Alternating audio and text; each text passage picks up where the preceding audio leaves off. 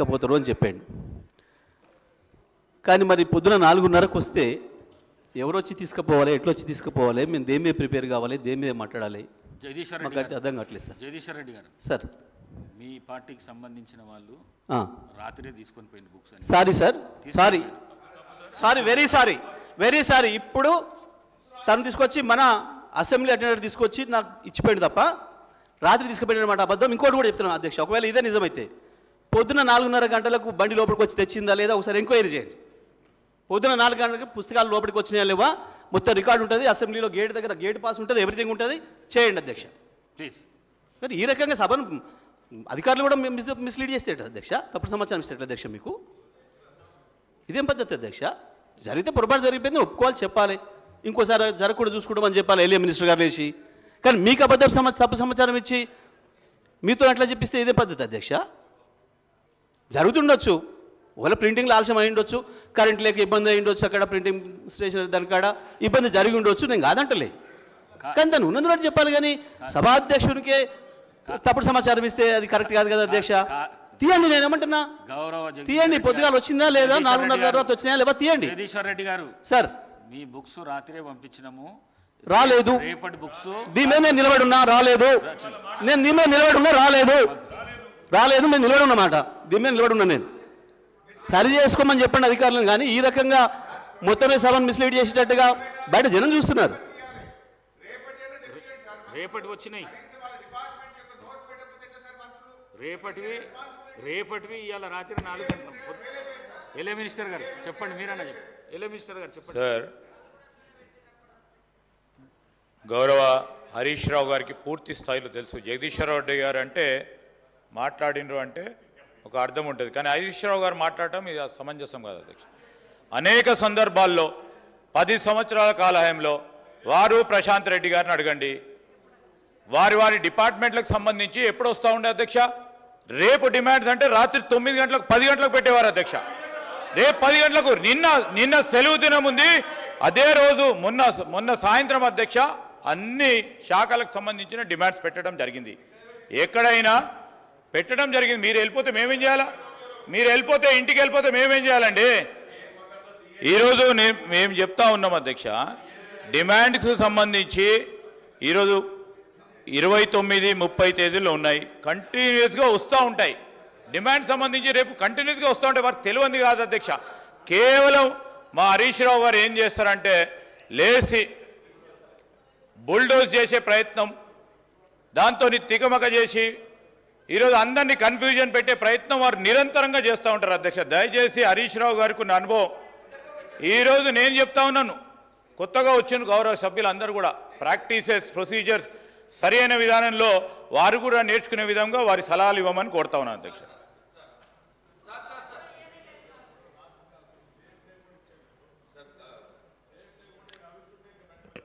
శ్రీధర్ బాబు గారు, LA minister గారు అంటే మాకు చాలా గౌరవం సార్. అయితే నేనే పర్సనల్గా నేనే పర్సనల్గా వచ్చినాయి, రాలేదని కాదు. నిన్న కాదు సార్, మొన్న నుంచే కొన్ని పెడతా ఉన్నారు. అయితే ఈ కొన్ని సబ్జెక్టులకు సంబంధించి ఇవాళ డిస్కషన్ ఉన్నాయి కూడా, ఇవాళ డిమాండ్స్ ఏవో పెడుతున్నారో అవి రాత్రి 9 గంటలకు కూడా రాలేదు సార్, రాలేదు. నేనే మళ్ళీ సాఫ్ట్ కాపీ నేను నా ఫోన్లోకి తెప్పించుకొని నేను ప్రింట్లు తీసి చేయడం జరిగింది సార్. కొన్ని వచ్చినాయి, కొన్ని రాలేదు. పొద్దున 4:30కు వచ్చినాయి సార్ కొన్ని. అంటే బహుశా సరే, ఇప్పుడు నేను ఎవరిని నిందించడం కాదు సార్, ఇది జరుగుతూ ఉన్నది ఇట్లా. దీన్ని నిన్న కొద్దిగా బోనాలు ఉండే అని చెప్పినారు, నేను నేనే పర్సనల్గా మాట్లాడితే బోనాలు ఉన్నాయి సార్, రాలేదు సార్, లేట్ వస్తున్నారు సార్, జనాలు లేదు సార్, ఇట్లా ఏదేమైనా రాని మాట వాస్తవం. కొన్ని వచ్చినాయి, కొన్ని సబ్జెక్టులు రాలేదు. ఇప్పటికైనా దయచేసి రేపటిది ఇప్పుడు మధ్యాహ్నం లోపల పెట్టేయగలిగితే కొద్దిగా సభ్యులు ఏమన్నా ప్రిపేర్ అవుతారు sir. Thank you. Jagadishwar Reddy గారు. అధ్యక్ష, ఎల్ఏ మినిస్టర్ గారు, మీరు వెళ్ళిపోతే మేమేం చేయలేమన్నారు. వాస్తవానికి మొన్న రాత్రి హరీష్ భాయ్, మొన్న రాత్రి ఇక్కడ మీరు సభను ప్రజలను పక్కదో పట్టించే పద్ధతిలో మాట్లాడి మాకు అవకాశం ఇవ్వకుండా వెళ్ళిపోయిన తర్వాత ప్రెస్ పెడదామని చెప్పి అక్కడ పోతే మా నాయకులు హరీష్ రావు గారు మిగతా మిత్రులు ఆడు నిలబడ్డారు, నా కొరకు వెయిట్ చేస్తున్నారు. నేను ఇక్కడ పుస్తకాలు వెతుకుతున్నా, ప్రతి పుస్తకం ప్రతిది కూడా వెతుక్కొని అందరు పోయిన తర్వాత లాస్ట్కి చివరి అటెండర్తో కలిసిపోయినాను నేను. కానీ వెళ్ళిపోయినరు, మీరు తీసుకోకుండా పోయిననే మాట కరెక్ట్ కాదు సార్. అది దయచేసి మేము దాని నుంచి పెద్ద మేము దాని మీద సీరియస్గా ఇది కావట్లేం, కానీ సరి చేసుకోండి రేపటికైనా అని చెప్పినాం తప్ప దాని మీద ఉన్నది మాట్లాడుకుంటాం. అధికారులు తప్పుగా పట్టిస్తారు, చర్య తీసుకోండి. నేను ఏమంటాను, మీకు తప్పుడు సమాచారం ఇచ్చిన వాళ్ళు మీరు చర్య తీసుకోండి. ప్లీజ్ చర్చ. ప్రెస్లో బయలుదేరిన సమయం ఉంటుంది, బండి లాగ్బుక్లో ఉంటుంది, సెక్యూరిటీ దగ్గర నోట్ చేసి ఉంటుంది.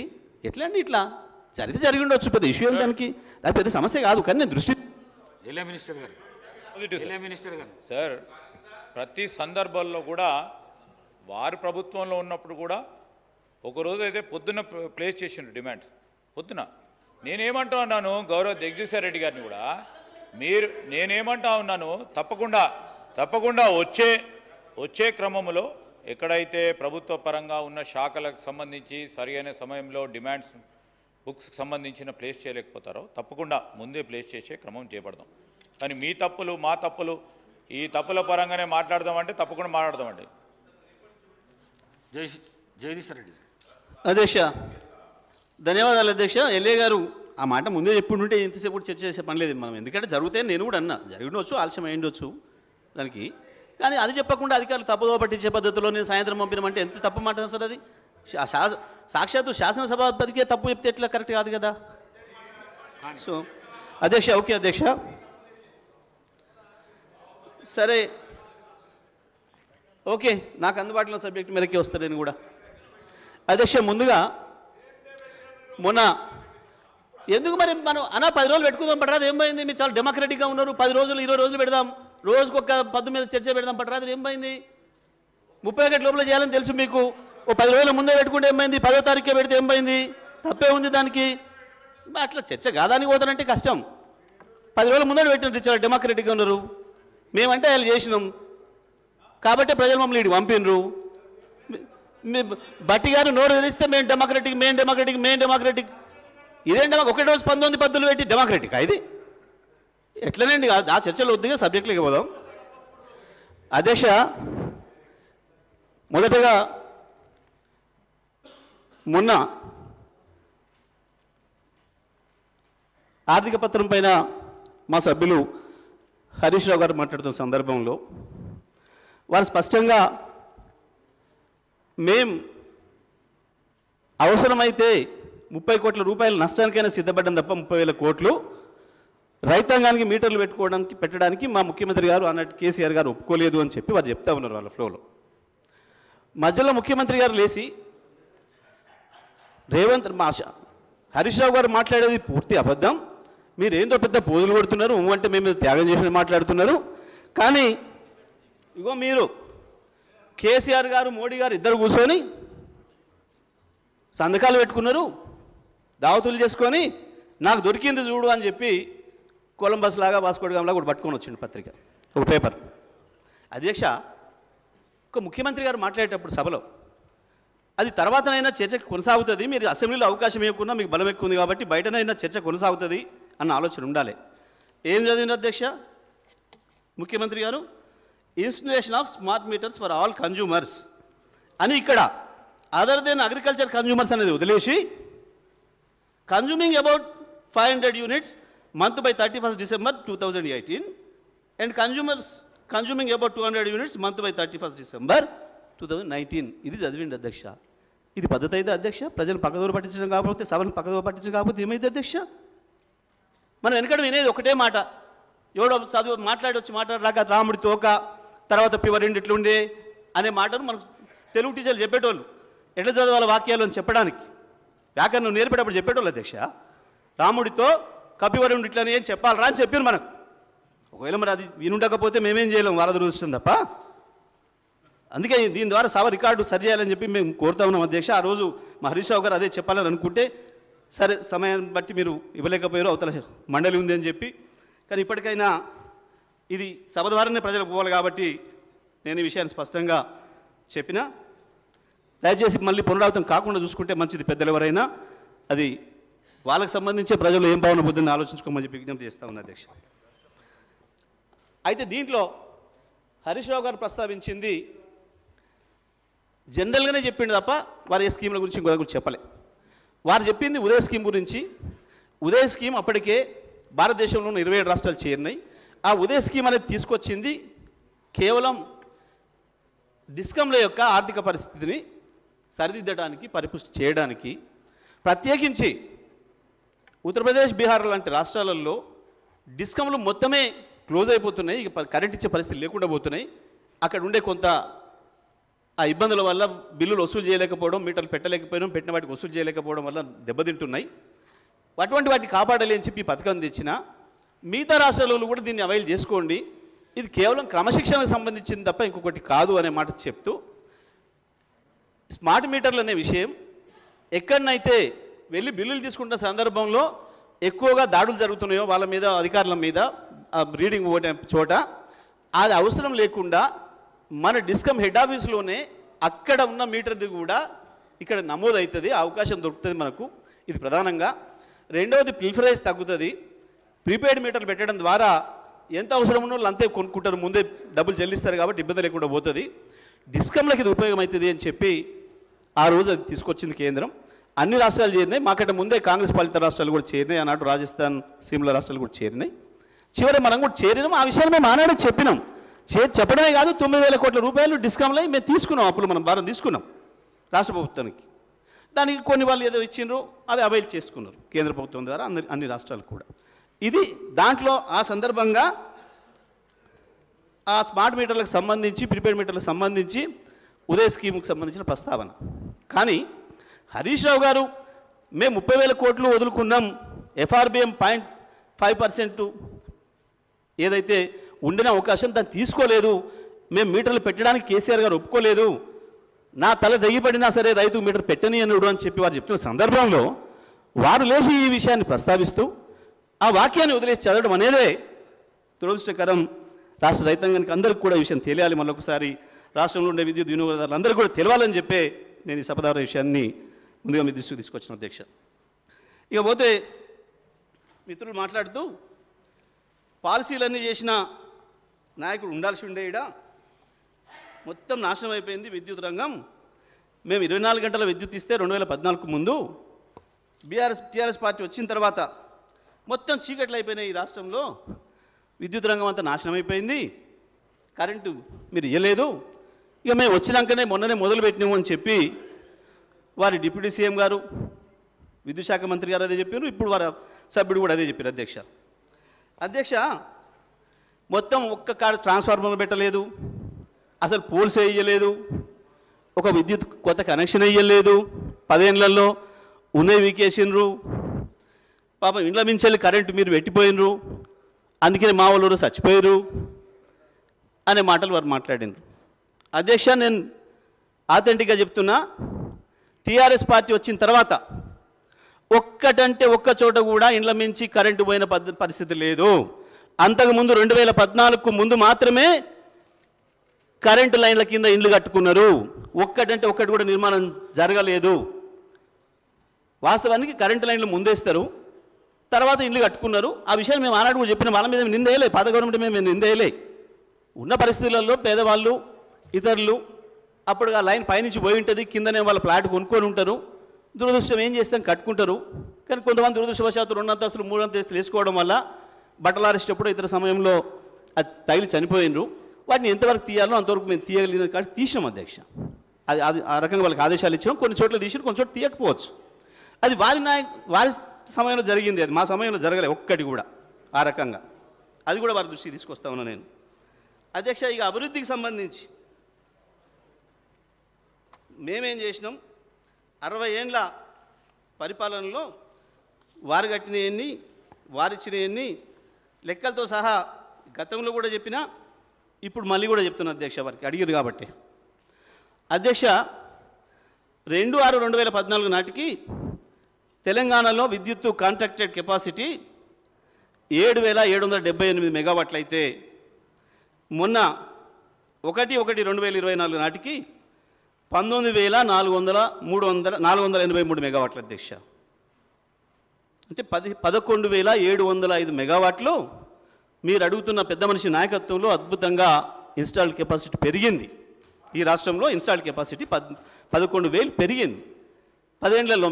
ఘనత వహించిన మీ పాలనలో మీరు మీ దోస్తులు చంద్రబాబు నాయుడు గారు ఇంకా అందరు కలిసి చేసిన నాటి రాజ్యంలో మొత్తం కలిపితే మీరు ఇచ్చింది 7,700 అయితే ఈ రాష్ట్రానికి కేసీఆర్ గారు వచ్చిన తర్వాత 10 ఏళ్లలోనే 11,000 అధ్యక్ష. ఇది వారి దృష్టి తీసుకొస్తా ఉన్న అధ్యక్ష. సోలార్ కెపాసిటీ అధ్యక్ష, వీళ్ళ 70 ఏళ్ల కాలంలో, వీళ్ళ 60 ఏళ్ల కాలంలో వీళ్ళు ఇచ్చింది 74 మెగావాట్ల అధ్యక్ష. కేసీఆర్ గారు వచ్చిన తర్వాత 6,058 మెగావాట్లు యాడ్ చేస్తూ 6,132 మెగావాట్లు 1/1/2024 నాటికి మేము తీసుకొచ్చింది అధ్యక్ష. పీక్ డిమాండ్ అధ్యక్ష ఆనాడు 5,661 మెగావాట్లు, కానీ మేం ఇచ్చిన పీక్ డిమాండు 15,497 మెగావాట్ల అధ్యక్ష. గ్రిడ్ కన్జంప్షన్ నిన్న వారు చెప్పిన లెక్క ప్రకారం మిలియన్ యూనిట్లలో 2/6/2014 నాడు మీరు ఇచ్చింది 128 మిలియన్ యూనిట్లు. 128 మిలియన్ యూనిట్లు. మేము ఆ రోజు అడిగిన వారు చెప్పేటప్పుడు నేను 23-22కు 23-24కు నేను చూపిస్తున్న తేడాని వారు చెప్తున్నప్పుడు విద్యుత్ శాఖ మంత్రి గారు, ఆర్థిక మంత్రి గారు, నేను అడిగిన ఒకసారి 14 చెప్పండి కానీ వారు చెప్పలేదు. ఇప్పుడు నేను చెప్తున్నా 297.89 మిలియన్ యూనిట్ల అధ్యక్ష. కేసీఆర్ గారి నాయకత్వంలో ఈ రాష్ట్ర ప్రజలకు అందించిన విద్యుత్తు 128 నుంచి 297.89 తీసుకొచ్చిన అధ్యక్ష. ఈ పర్ క్యాపిటల్ కన్జంప్షన్ ఇప్పటి కూడా వాళ్ళ అన్ని రాష్ట్రాల కంటే ఎంత ముందుకు వచ్చామో ఒకసారి చూస్తే ఆనాటికి 1196 యూనిట్ల అధ్యక్ష, కిలోవాట్స్ అధ్యక్ష పర్ క్యాపిటల్ కన్జంప్షన్. మేము దిగిపోయినాటికి 2,349 అధ్యక్ష. రెండింతలకు పైన పెరిగినాం అధ్యక్ష. దేంట్లో చూసినా 100% డబుల్ ఉన్నాం అధ్యక్ష, దేంట్లో చూసినా సరే అధ్యక్ష. అట్లాగే ఒక్క ట్రాన్స్ఫార్మర్ అయ్యలే, ఒక పోల్ రాలే, ఒక వైర్ రాని పరిస్థితి ఇవ్వాలి అధ్యక్ష. అవ్వాలి కాదు, ఈ 8 నెలలుగా ఒక పోల్ ఇస్తున్న సందర్భం లేదు అధ్యక్ష. అది ఎవరిని అడిగినా చెప్తారు కన్జ్యూమర్లు, నేను చెప్పడం కాదు అధ్యక్ష. మేము వచ్చే నాటికి 2004 నాటికి 400 kV సబ్స్టేషన్లు వీళ్ళ ఘనత వహించిన 60 ఏళ్ల పాలనలో 6 అధ్యక్ష, 6. మేము వచ్చిన తర్వాత 22 యాడ్ చేసి ఇవాళ 28 400 kV సబ్స్టేషన్లు నిర్మాణం చేసినాం అధ్యక్ష. వీరన్న అప్పు అంటే చెప్తున్నాం అధ్యక్ష. 220 kV సబ్స్టేషన్లు వీరు 51 ఇచ్చిపోయారు అధ్యక్ష. 53 కలిపి ఇవాళ 104 చేసినాం అధ్యక్ష. మేము 132 kV సబ్స్టేషన్లు 176 అధ్యక్ష ఆనాడు, ఇవాళ 252 అధ్యక్ష. ఈ లైన్ ఈహెచ్టి సబ్స్టేషన్లు ఆనాడు 233, ఇవాళ 384. ఈహెచ్టి లైన్ లెంత్ కిలోమీటర్లలో, సర్క్యూట్ కిలోమీటర్స్లో ఆనాడు 16,379 అయితే ఇవాళ 28,506 అధ్యక్ష. ట్రాన్స్ఫర్మేషన్ కెపాసిటీ ఆనాడు 14,973 అయితే ఇవాళ 41,115 అధ్యక్ష. 3 రెట్లు పెంచినాం అధ్యక్ష. ఈ ట్రాన్స్ఫార్మింగ్ కెపాసిటీ చెప్పాలి, అర్థం కావాలి సభ్యులకు కూడా, కొత్త సభ్యులు ఉన్నారు అధ్యక్ష. ఆనాడు మేము రాగానే మొట్టమొదటి నిర్ణయం కేసీఆర్ గారు విద్యుత్ పైన తీసుకొని ఏ రాష్ట్ర అభివృద్ధికైనా, దేశాభివృద్ధికైనా, మానవాభివృద్ధికి ప్రధానమైంది మొదలివ్వాల విద్యుత్. కాబట్టి విద్యుత్ రంగంతోనే మిగతా అన్ని రంగాల అభివృద్ధి ఆధారపడి ఉంది. కాబట్టి దానిపైనే దృష్టి పెట్టి వారు మొట్టమొదటిగా సీఎండీని నిర్మాణం చేసి, వాళ్ళు నియామకం చేసి పిలిచి అందరినీ మనం ఇప్పుడు ఒకటేసారి రైతాంగానికి కూడా 6 నెలల్లోనే ఒక్క వ్యవసాయ రంగానికి తప్ప మిగతా అన్ని రంగాలకు 24 గంటల విద్యుత్తును అందించారు అధ్యక్ష. నాకు షాక్ ఇచ్చే నాటికి అందరికీ కూడా, గృహ వినియోగాలకు కావచ్చు, వాణిజ్య వినియోగానికి కావచ్చు, పారిశ్రామిక వినియోగానికి కావచ్చు, 24 గంటల కరెంటు మేము జూలైలో వస్తే, జూన్లో వస్తే నవంబర్ నాటికే ఇచ్చారు అధ్యక్ష. విద్యుత్ రంగానికి కూడా ఇదే పద్ధతిలో ఇవ్వడానికి ఏం ఆటంకాలు ఉన్నాయి, ఏం అభ్యంతరాలు ఉన్నాయని చెప్పి అందరిని పిలిచి రివ్యూ చేశారు అధ్యక్ష. చెప్తే వాళ్ళు చెప్పిన మాట, సార్ సడన్గా ఇవ్వాలా ఒక 10,000 మెగావాట్లు దొరికి మనం తెచ్చుకున్నా మనం ట్రాన్స్ఫర్మేషన్ చేయలేం, డిస్ట్రిబ్యూషన్ చేయలేం అన్న మాట చెప్పారు అధ్యక్ష. ఎందుకు అంటే ట్రాన్స్ఫార్మర్కి సంబంధించిన మెకానిజం లేదు, డిస్ట్రిబ్యూషన్కి సంబంధించిన మెకానిజం లేదు, లైన్స్ లేవు, సబ్స్టేషన్లు లేవు, ట్రాన్స్ఫర్మేషన్కి సంబంధించినవి లేవు, డిస్ట్రిబ్యూషన్కి సంబంధించినవి లేవు. అవి నిర్మాణం చేసుకుంటే తప్ప రైతాంగానికి కూడా 24 గంటలు ఇవ్వడం సాధ్యం కాదు అని చెప్పి విద్యుత్ అధికారులందరూ చెప్పిన తర్వాత దానికి సంబంధించిన చర్యలు తీసుకోండి వెంటనే. ఎంత ఖర్చైనా ఏం లేదు, రైతాంగానికి కూడా 24 గంటలు విద్యుత్ అందుబాటులో ఉండాలి. మిగతా అందరు వినియోగదారుల పాటు రైతులు కూడా సమానమే కాబట్టి వాళ్ళకు కూడా 24 గంటలు అందుబాటులో పెట్టాలి. ఎవరు ఇష్టమైనప్పుడు వాళ్ళు పెట్టుకునే పద్ధతుల్లో రైతుకు వెసులుబాటు ఉండాలి అని చెప్పి కేసీఆర్ గారు ఆనాడు ఇచ్చిన ఆదేశాల మేరకు ఇవన్నీ కూడా జరిగినాయి అధ్యక్ష. ఇక డిస్కంలకు సంబంధించి 33 వీక్ సబ్స్టేషన్లు అనేవి డిస్కంల పరిధిలో నిర్మాణం చేస్తారు అధ్యక్ష. పైన 130 వరకేమో ట్రాన్స్కో ఆధ్వర్యంలో చేస్తే 3311 నుంచి డిస్కంల ఆధ్వర్యంలో చేస్తారు అధ్యక్ష. ఇవి ఆనాటికి 2138 ఉంటే 1080 యాడ్ చేసి ఇవాళ 3224 ఉన్నాయి అధ్యక్ష. Lines 33 kV lines, 11 kV lines, LT lines 4,89,000 కిలోమీటర్లు ఆనాడు ఉంటే ఇవాళ 6,53,000 కిలోమీటర్లు చేసినాం అధ్యక్ష. పీటీఆర్స్ 3,272 ఉంటే ఇవాళ 5,712 చేసినాం అధ్యక్ష. డిటిఆర్స్ డిస్ట్రిబ్యూషన్ ట్రాన్స్ఫార్మర్స్ అధ్యక్ష ఆనాడు 4,67,000 ఉంటే ఇవాళ 8,76,000 డిస్ట్రిబ్యూటరీ ట్రాన్స్ఫార్మర్స్ అధ్యక్ష. మరి తగ్గినాయా పెరిగినాయా, ఏ రకంగా విద్యుత్ వచ్చింది, ఎందుకు వచ్చింది, అప్పులు కొత్తగా ఇవాళ వీళ్ళు వచ్చినాక కనిపెట్టి చెప్పిన అప్పేం లేదు అధ్యక్ష. బట్టి గారు ఇక్కడి నుంచి అడిగితే నేను అక్కడి నుంచి 100 సార్లు చెప్పిన 90,000 కోట్లు పెట్టి మొత్తం డిస్ట్రిబ్యూషన్ అండ్ ట్రాన్స్ఫర్మేషన్ వ్యవస్థల్ని, ట్రాన్స్మిషన్ వ్యవస్థల్ని బలోపేతం చేసినాం, దాని ద్వారానే ఇవ్వగలుగుతున్నాం అనే మాటను అక్కడి నుంచి వెళ్ళి చాలా సందర్భాలు చెప్పిన వారు కూడా ఇక్కడి నుంచి అడిగారు. ఇవాళ జరుగుతున్న చర్చలేమి కొత్తగా ఇవాళ జరిగాయి కావా అధ్యక్ష. ఆ రోజు మొదటి టర్మ్లో బట్టి గారు కావచ్చు, జాన్ రెడ్డి గారు కావచ్చు, రెండవ టర్మ్లో బట్టి గారు కావచ్చు, శ్రీధరబాబు గారు కావచ్చు, వీటన్నిటిపైన చర్చ చేసిండ్రు. ఆనాడు మేము ఇచ్చిన సమాధానాలు కూడా అసెంబ్లీ రికార్డులో ఉన్నాయి అధ్యక్ష. కానీ ఇవాళ మేము ఏందో మాట్లాడి మసిగుసి మారకాయ చేస్తామని అనుకుంటే సాధ్యం కాదు. ప్రజల దృష్టిలో ఉన్నాయి అధ్యక్ష ఇవన్నీ కూడా. కన్జ్యూమర్స్కు సంబంధించిన డేటా కూడా అధ్యక్ష. అగ్రికల్చర్ సర్వీసులు ఆనాడు 19 లక్షలు ఉన్నాయి, ఇవాళ 28 లక్షలు అయినాయి అధ్యక్ష. టోటల్ సర్వీసెస్ ఆనాడు 1,11,00,000 ఉంటే ఇవాళ 1,83,00,000 అయినాయి అధ్యక్ష. దీని కొరకే విద్యుత్ సంస్థలు అప్పులు చేసినాయి తప్ప మరి ఎట్లా చేస్తారు అధ్యక్ష. వీరు కూడా కాంట్రాక్టర్లు ఉన్నారు, చాలామంది చాలా ఫైనాన్షియల్ ఇన్స్టిట్యూషన్స్ నిర్వహించేటోళ్ళు ఉన్నారు, మంత్రివర్గంలో కూడా ఉన్నారు అధ్యక్ష. మా చేతికి వచ్చిన నాడే 24,000 కోట్ల అప్పుతో వచ్చింది అధ్యక్ష విద్యుత్ రంగం. మరి తెల్లారి ఈ ట్రాన్స్ఫార్మర్లన్నీ పెట్టాలంటే ఏమైనా మంత్రాలు వేస్తే అయ్యేది ఉండేనా అధ్యక్ష? మంత్రాలతో అభివృద్ధి జరుగుద్దా? మంత్రాలతో లైన్లు నిర్మాణం అవుతాయా? సబ్స్టేషన్లు నిర్మాణం అవుతాయా? జనరేటింగ్ స్టేషన్లు నిర్మాణం అవుతాయా? మరి ఆడికెళ్ళి తెచ్చి కడతారు? తప్పకుండా అప్పే తెచ్చి కట్టాలి, దాన్ని సంపాదించాలి, తీర్చాలి. రాష్ట్రానికి చేసిన అప్పు కావచ్చు, విద్యుత్ సంస్థలు కార్పొరేషన్లు చేసిన అప్పులనే కావచ్చు.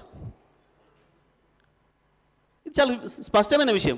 బహిరంగంగా సీఎం గారు స్పష్టంగా చెప్పిండు, అవును అప్పు చేస్తున్నాం ఈ రాష్ట్ర అభివృద్ధి కొరకు, మాకు ఇచ్చిపోయినాడు, అప్పుతోనే ఇచ్చిపోయినారు, మేము ఇట్లా ప్రింట్ చేసేది ఉండేనా? మరి పైసలు ప్రింట్ చేసి చేస్తాయి ఏమన్నా ప్రభుత్వాలు, రాష్ట్ర ప్రభుత్వాలు?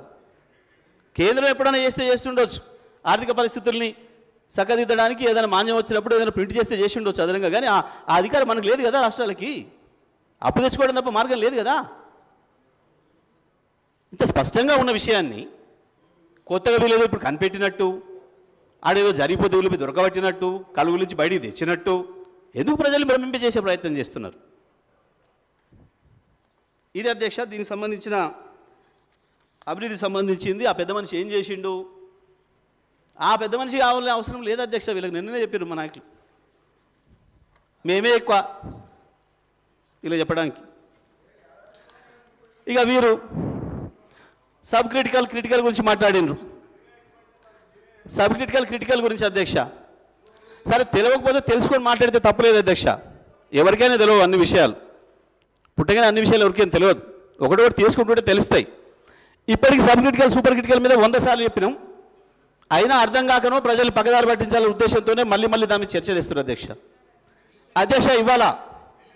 ఇవాళ కేంద్ర ప్రభుత్వం ఇచ్చిన మెమోతోని సూపర్ క్రిటికల్ ప్లాంట్లు కూడా సోలార్ విద్యుత్ ఉత్పత్తి అయ్యేటప్పుడు 50%కు తగ్గించుకోవాలి ఉత్పత్తిని అని చెప్పి ఇచ్చిన మెమో ఏదైతుందో కేంద్ర ప్రభుత్వం, దాంతో ఇవాళ సూపర్ క్రిటికల్ కూడా సబ్ క్రిటికల్ అయిపోయింది అధ్యక్ష మొత్తం భారతదేశంలో. దీని విషయంలో ప్రజలకు పోవాలి సమాచారం. సబ్ క్రిటికల్లో కొద్దిగా బొగ్గు ఎక్కువ కాలుతుందని, సూపర్ క్రిటికల్లో తక్కువ కాలుతుందని, దాంతో పొల్యూషన్ తగ్గుతుందని లేదా పెరుగుతుందని ఈ టెక్నాలజీ వచ్చింది అధ్యక్ష. సూపర్ క్రిటికల్ ద్వారా కొంత తగ్గుతుంది.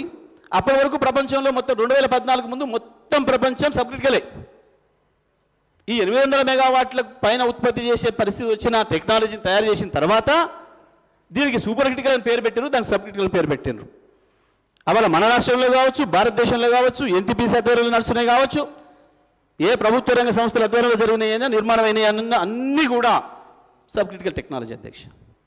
మనం వచ్చే నాటికి ఉన్న కరెంటు ఇబ్బందుల్లో మనకి ఇబ్బందులు ఉండగా ఇంతకుముందు వారు చెప్పారు జనాభా తక్కువనే ఎక్కువ ఇచ్చిండ్రు రేపు ప్రమాదం వస్తుందని.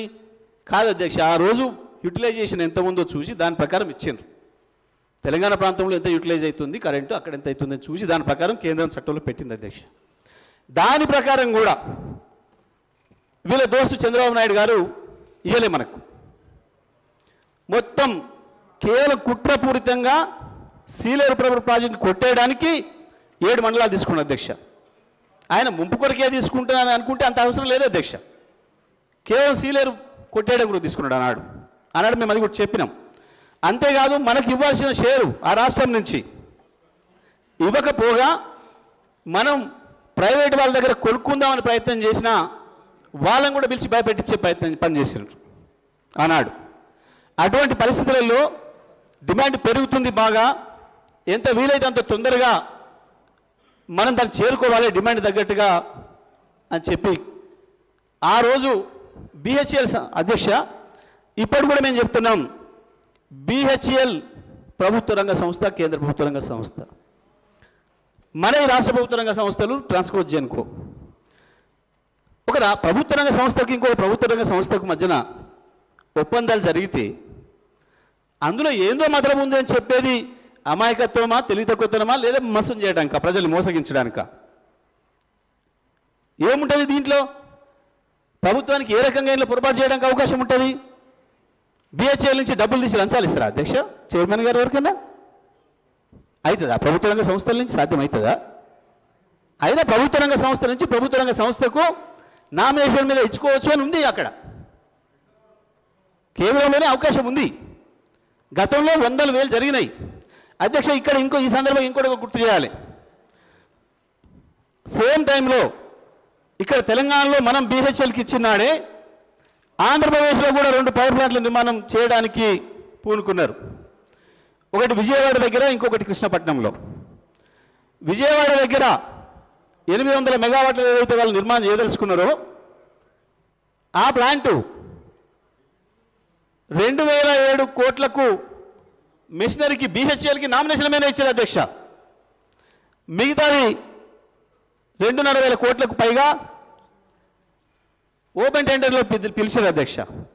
ఆనాడు మనం ఇచ్చిందేమో 3,800 కోట్లకు మన కొత్తగూడెం పవర్ ప్లాంటు, కానీ ఆంధ్రప్రదేశ్లో విజయవాడలో ఇచ్చిందేమో 4,700 కోట్లకు. అదేవిధంగా కృష్ణపట్నంలో ఇచ్చింది 5,000 చిల్లర కోట్లకు. మనకంటే ఒకటి 800 కోట్లు ఎక్కువ, ఇంకొకటి దాదాపు 1,150 కోట్లు ఎక్కువ. ఆనాటికి మన ముఖ్యమంత్రి గారు కూడా తెలుగుదేశం పార్టీలో ఇక్కడనే ఉన్నారు, ఎమ్మెల్యేగా ఇక్కడనే ఉన్నారు. అక్కడ ఆ పార్టీ నిర్ణయాలు తీసుకుంటున్నాడు ఆ పార్టీ ప్రభుత్వం. మరి దీనివల్ల మనకు లాభం జరిగిందా, నష్టం జరిగిందా? మనం ఇచ్చింది 3,800 కోట్లకు, వాళ్ళు ఇచ్చింది ఒకటి 4,700కి, 4,600కి, ఇంకొకటి దాదాపుగా 5,000కి. ఒకటేమో 850 కోట్లు ఎక్కువ, ఒకటి 1,150 కోట్లు ఎక్కువ. అందులో కూడా 2,007 కోట్లకు ప్లాంట్ అండ్ ఎక్విప్మెంట్కి ఏమో BHELకి నామినేషన్ మీదనే ఇచ్చిండ్రు. దిస్ ఈజ్ ఆన్ రికార్డ్, నేను చెప్తా ఉన్నా అధ్యక్ష. ఇంత స్పష్టంగా ఉన్నాయి. ఛత్తీస్గఢ్ పవర్కి మనం ఆనాడు పే చేసింది ₹3.90. ఇవాళ NTPC నుంచి, రామగుండం NTPC నుంచి తీసుకుంటున్న దానికి నాకు తెలిసి ₹3.60, ₹5.60, 70 చెల్లిస్తున్నారు. ఇది నిజమా కాదా? విద్యుత్ శాఖ మంత్రి గారు చెప్పాలి సభకు. మనం ఆనాడు 10 ఏళ్ల కిందనే ₹3.90 తీసుకొస్తే ఇవాళ NTPCకి వీళ్ళు చెల్లిస్తున్నది ₹5.60, 70 అని నాకు సమాచారం ఉంది. నేను నిజమా కాదా ఆర్థిక మంత్రి గారు సభకు చెప్పాలి. దానివల్ల లాభం జరిగిందా, నష్టం జరిగిందా? అయినా అక్కడ ప్రభుత్వమే, ఇక్కడ ప్రభుత్వమే ఇచ్చింది, తీసుకున్నది. దీంట్లో ఏ మతలబులు ఉంటాయి అధ్యక్ష? మతలబుల సంగతి మీకెరక బాగా. BHELకి ఇస్తే ఏం జరుగుద్ది, ఇంకోరికి ఇస్తే ఏం జరుగుద్ది? ఇవ్వండి రేపు మీరు. రాష్ట్ర ప్రభుత్వం నుంచి నిర్మించవలసి వచ్చిన మీరు అన్ని పవర్ ప్రాజెక్టులు కూడా BHELకి ఇవ్వండి, మేము మద్దతు ఇస్తాం. ఇక్కడి నుంచి నామినేషన్ మీదనే ఇవ్వండి, మద్దతు ఇస్తాం. ఇవాళ కిషన్ రెడ్డి గారు కూడా ఉత్తరం రాసినట్టుగా పత్రికల్లో వార్తలు వచ్చినాయి అధ్యక్ష. వారు మాట్లాడుతూ ఇంతకుముందు కాంగ్రెస్ పార్టీ సభ్యులు, మీ నుంచి ఇంతవరకు స్పందన లేదు, NTPC వాళ్ళు అడుగుతున్నా మీరు సపోర్ట్ చేస్తలేరు. మేము అధికారంలో లేవు అధ్యక్ష, మీరున్నారు. మీరు ఇంకా ఎందుకు ఆ భావనకు వస్తలేనట్టున్నారు. 8 నెలలు అయింది, డేట్లు కూడా పెట్టిండ్రు కిషన్ రెడ్డి గారు. ఏ తారీఖు నాడు ఉత్తరాలు రాసినాం, 4 ఉత్తరాలు ఇప్పటికీ. మీకు తీసుకునే ఉద్దేశం ఉందా లేదా అని. వాళ్ళు ఎందుకు వద్దంటారో దాంట్లో మతలబు ఉంది అధ్యక్ష, నేను తర్వాత చెప్తా ఆ విషయం కూడా. ఎందుకు రాస్తలేరో దాంట్లో ఉండే మతలబు తర్వాత చెప్తాం అధ్యక్ష, ఇందులో అవసరం లేదు అధ్యక్ష. అది కానీ